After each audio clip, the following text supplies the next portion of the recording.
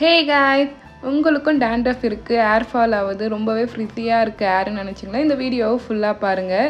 நைட்டே 2 டீஸ்பூன் வெந்தயத்தை ஊற வச்சுட்டேன். மார்னிங் எழுந்ததும் ஆலிவேரா ஜெல் சேர்த்து நல்லா பேஸ்ட்டாக அரைச்சி எடுத்துக்கிட்டேன்.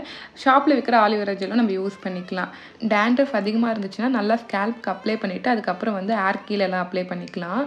ஃபஸ்ட்டு நான் ஃபேஸுக்கு கொஞ்சம் தனியாக எடுத்து வச்சுருந்தேன். ஆனால் ஏருக்கே எனக்கு கரெக்டாகிடுச்சு. ஒரு 1/2 அன் ஹவர் கழித்து ஏர் வாஷ் பண்ணிக்கலாம். அதுக்குள்ளே கொஞ்சம் சாமான் இருந்துச்சு, அதெல்லாம் வாஷ் பண்ணிவிட்டு துணியெல்லாம் எடுத்துகிட்டு மடித்து வச்சுட்டேன். இப்போ ஷாம்பில் சாதம் வெடித்த தண்ணி இது ரெண்டுத்தையும் மிக்ஸ் பண்ணி நல்லா இது பண்ண ஏர் கொஞ்சம் ஃப்ரிஸியாக இருந்துச்சுன்னா அது கொஞ்சம் கண்ட்ரோல் ஆகும். நான் யூஸ் பண்ணி பார்த்துருக்கேன். உங்களுக்கும் வேணும்னா நீங்கள் ஒன்ஸ் யூஸ் பண்ணி பாருங்கள். ஏர் மாஸ்க் போட்டு ஒரு 1/2 அன் ஹவரில் ஏர் வாஷ் பண்ணிடலாம். ரொம்ப நேரம் இருந்தால் இந்த சீசனில் நிறைய பேருக்கு கோல்ட் ஆகிடும். எனக்குமே கோல்ட் ஆகிடும். அதனால் நான் ஒரு 1/2 அன் ஹவருக்கு அப்புறம் ஏர் வாஷ் பண்ணிட்டேன். ஏர் கொஞ்சம் வெட்டாக இருக்க டைமில் சீரம் அப்ளை பண்ணி நல்லா சிக் எடுத்துக்கலாம். இது போல் பண்ண சொல்ல ஏர் ஃபால் அதிகமாக ஆகாது.